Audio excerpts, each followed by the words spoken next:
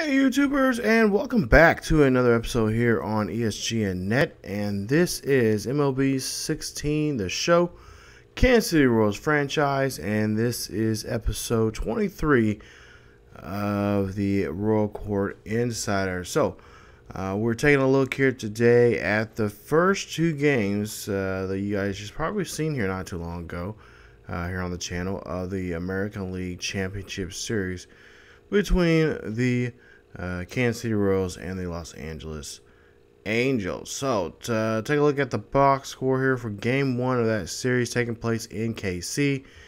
And what a game it was there, as KC was able to win the first game here. And I think I mentioned in that video, and also I think in the preview video, that this is a series that was going to be interesting because you got some excellent pitchers for the Royals and also from the Angels also, but you know, a really good pitching duel, which, as you see there, you know, the duel pretty much was there in the first 3 or 4 frames there, until Los Angeles took a 2-run lead early in the top of the 4th, as Mike Trout got on base. And that was kind of one of the guys we mentioned in that preview video that we're going to have to really watch out for, because he is going to be the catalyst there. He's going to be the game changer.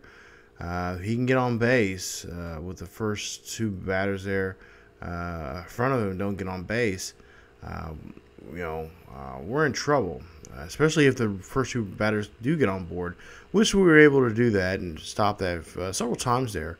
But it just seemed like, at least in my point of view of this series, Mike Trout just came up almost at every at-bat. Almost every time the Angels were, were able to have the chance to bat and try to put runners on board. Seemed like Mike Trout was in that area. Of course, there you see Hernandez wins the game there. He pitched all 9 innings and only gave it 5 hits, 2 runs. Of course, that 2 runs came from a home run there from Hamilton in that first game there in this series. And yeah, it just seemed like Mike Trout was just in play every chance that he could possibly get coming into that first game there of the series. So the Royals were able to win that one. Final score of 3-2, as they were able to eke out a win there by getting 2 runs there, and that towards the latter part of the ball game there, and also getting themselves that victory. Now in game 2, which was in Kansas City, so we were able to host the first 2 games. We ended up winning this one 1-0. Now this was a tight ball game. And it really truly could have went either way at any point there. Now, if you remember in the first game, Shipley, or excuse me, not Shipley, Shipley's going to be in the third game.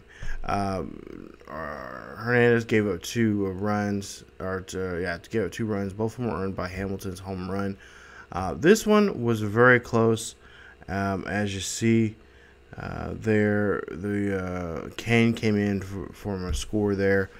He was able to score by courtesy of Zubris, who got the RBI, or I should say not the RBI. Gordon, got the RBI there, but I got helped by that, and it was really nice because we were able to score the first inning and get up on the board early as we possibly can, and that's what we did. And it was nice doing that. At the same time, very nerve-wracking when it came to pitching, because of the way both sides were just, both pitchers were, again, just great pitchers duel, and of course Duffy was able to eke out a win there. So a nice job there as we get that victory, and we get ready to go ahead and move on to go to Anaheim. So games 3, 4, and 5, if necessary, will be in Anaheim. Of course, we have to win those last 2 to move on to the next round. And of course, helping us in that effort there to go to the next round will be Brandon Shipley. There you see his numbers there for the season, 16-6 for the year. And again, another great pitchers duo here, as you got the rookie Shipley on the hill for us. He's going to be our day 3 guy, or game 3 guy, I should say. And if necessary here, if it comes down to where he either gets in trouble in the ball game, or if we need, or if he pitches a great game, we're gonna try to utilize him as much as possible, because he will be taking on Jared Weaver. But in the case of him getting in trouble and needing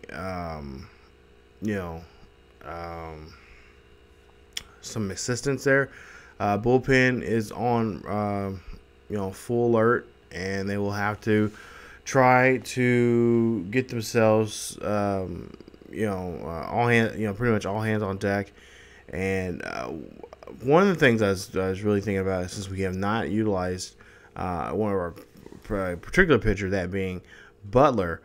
Butler has a good chance to come into the ball game. So if we get down to the point where we need, we're having trouble with Shipley, if he's giving up too many hits, or a combination of too many hits and too many runs, then Shipley or Butler will come into play and will advance his day up a day, meaning that he probably would not be able to pitch if he does pitch in game 3, because he's scheduled to pitch in game 5.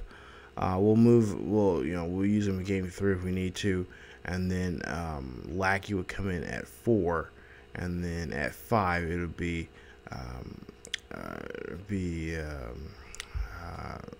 Hernandez there in that situation. But there you see the pitching matchup between those two, and of course Weaver, a veteran for this, in the league, and of course for this ball club, for the Angels, and we'll see what we can do in his aspect of him and whatnot. Ben Zubris, we take a look at some of the Royals players here that we're gonna be featuring here at in this episode here, and talk about them. Not big of a factor here. He did have a couple good hits in the first 2 games here in the series, but not as a huge impact because of the pitching. I mentioned this earlier, like I said, in this video and in the preview video, and even in that episode. It's there's going to be great pitching. There's going to be some good pitching here. It's going to come down to mistakes, mistake pitches. If there's mistake pitches involved, and we get in trouble, then that's how we're going to end up losing the game. If we can get them to make a mistake and take advantage of that, and and kind of take advantage of some miscues there when they for wild pitches, stuff like that, some little stuff like those kind of things, then that's a way I know we'll end up winning. We can win the ball game. There you see Moustakas. He was great in the last series. Not so bad in this one here. He had a couple of hiccups here and there with batting, but for the most part, pretty stable there. Some decent hits here and there, but nothing like he did in the series there with Toronto. So really, truly, I mean, this series with the Angels, it's going to be a pitching duel here, and then it's just whoever can get their key role players for their offense going early. And of course, we would like to be the ones that can get that offense going and get runners on the board. So should be very interesting to see how that's going to play out here. And as we go along here, as you take a look here at Mike Trout and some of his attributes there, it's gonna be something, because there's gonna be a lot of tug and war here, especially now we're going to be on the road. We gotta other than win this series, we have to win the first 2 games, of course. You have to win 4 to go on to the next round. And that right there alone is not going to be easy, because we could really the series can still turn around and shift very quickly. So not out of the woods just yet. We'll find out and see how that's going to go. But definitely something we're going to really focus on, especially with him, Mike Trout there. He is a guy that we're going to have to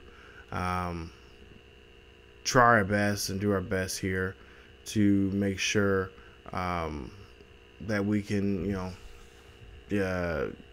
play some really good baseball against him and keep him off the base pass there. I mean, he's a big guy. He can hit very well, and also he's a power hitter, but at the same time he's also a speedster. He can get down the field there, and he's already had 2 steals already in this series alone. So we'll have to try to watch out that make sure he don't set up the table for this guy right here, who is Josh Hamilton.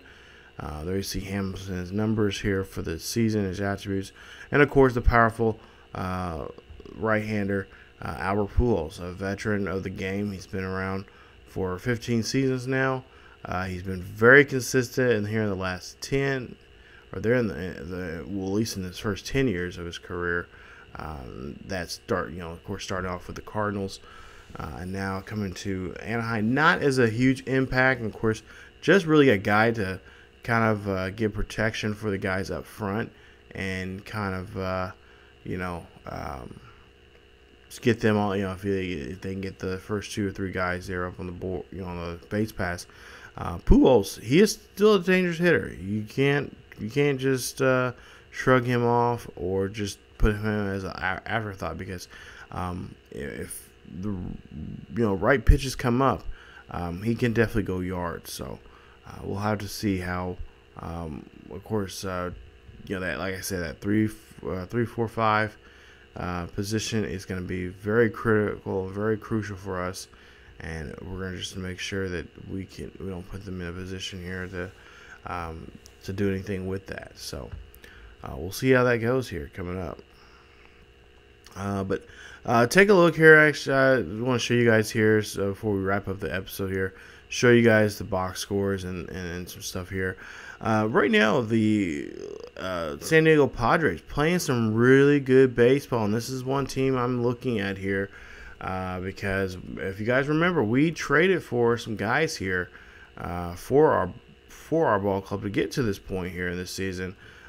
Even though they haven't really benefited and paid off for us, so we haven't, nothing has came up that say, hey, this was a good trade here because this person or this person did something for us. But these 2 teams, are looking to go on to the next round. And as we take a look here, you got let's see, there's Pittsburgh. That's Pittsburgh's numbers there. But we traded for Ventura and for several players. One of them being Markakis. We traded for him, and along with Jock and a couple also Escobar.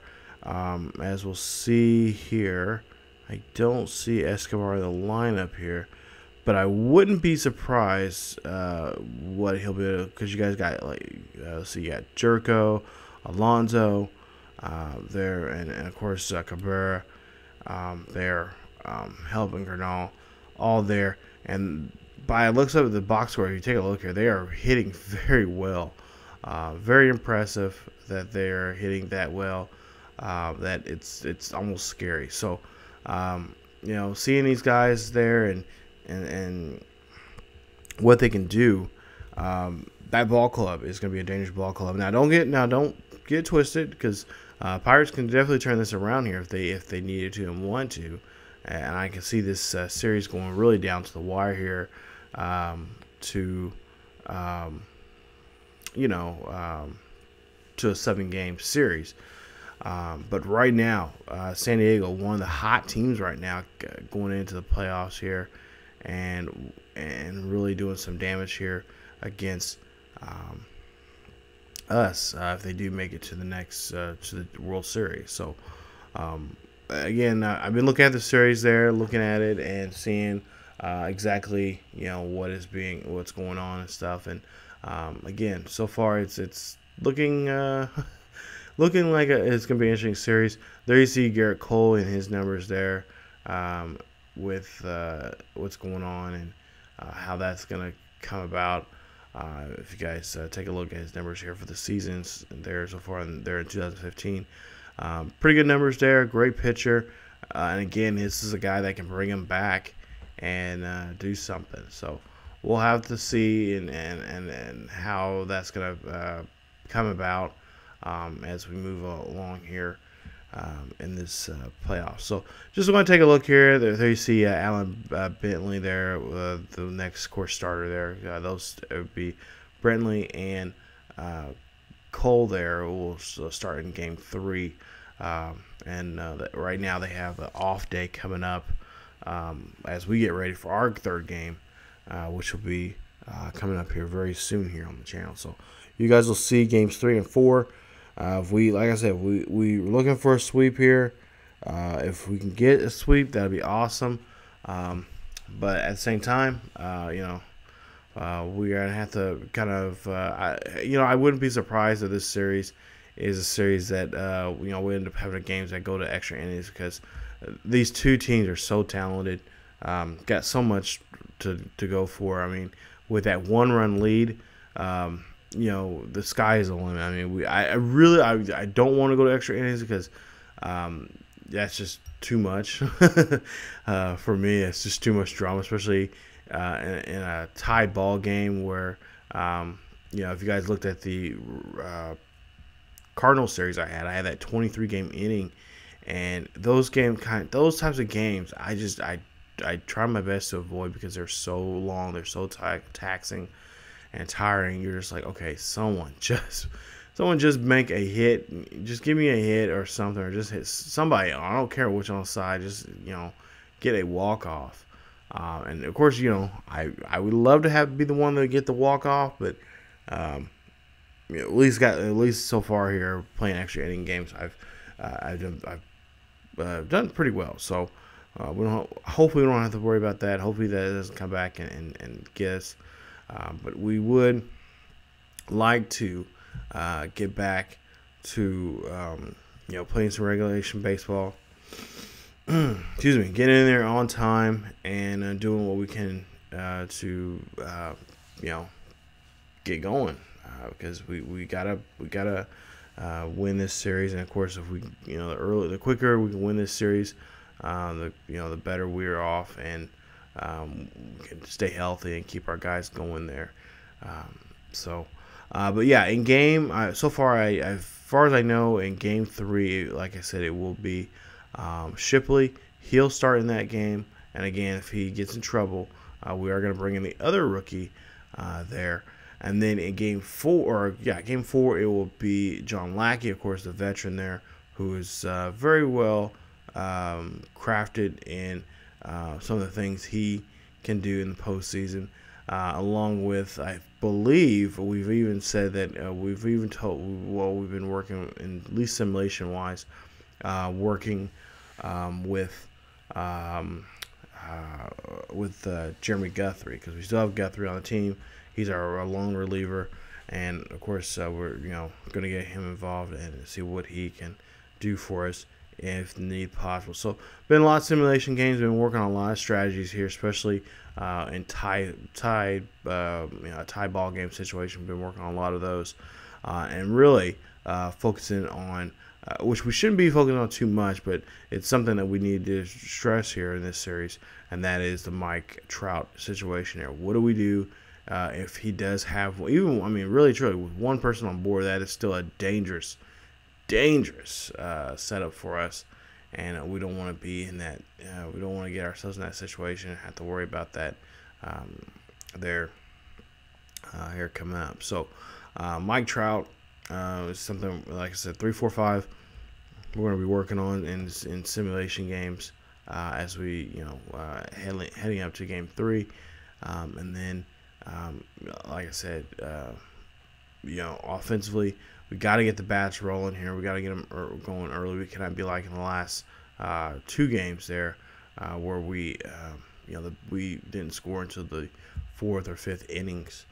They want to try to score early, and it's offense we can. So be a little more aggressive in the base pass, and also be just be having very good timely hitting there. So but there you see the brackets so far here for the World Series. There you see Kansas City up by 2 in the series against the Angels, and of course San Diego right now up by 2 against Pittsburgh. So Pittsburgh, a wild card team there, but like I said, they're showing off what they can do, and of course the Angels, of course the American League West winners there, and defeated the Tampa Bay Rays there in their divisional game. Are both down 2-0 against us and the Padres. So far, heavy favorites right now are the Padres and Kansas City, and we'll see how I don't know. I guess it's cliche to say who got the better trade if we do face off one another, but yeah, the 2 teams that traded over the course of at trade deadline, we'll see who's going to be fared better in that trade. See if those trades will come into effect. But we shouldn't put the cart before the horse, because we still got 2 games for both teams. That still have 2 more games to try to move on to the next round. So we'll see how that goes here coming up. So that is it for this episode, you guys. If you guys enjoyed today's episode, hopefully you did. We'll see you guys. Hopefully you'll stay tuned and get ready for games 3 and 4. That should be coming up here in about a day or 2, and you guys can stay tuned for that. So thank you guys so much for watching. If you guys again enjoyed today's video, please leave a like. Also, don't forget to hit that subscription button if you're not yet subscribed. Subscribe here on ESGNet for the latest videos and news on what's going on here in sports gaming and in sports in general. Thank you guys again so much for watching. And also too, before I go, make sure you follow us on social media on Facebook, Twitter, and Tumblr. Links are down below in the description. And as always, I will see you guys next time.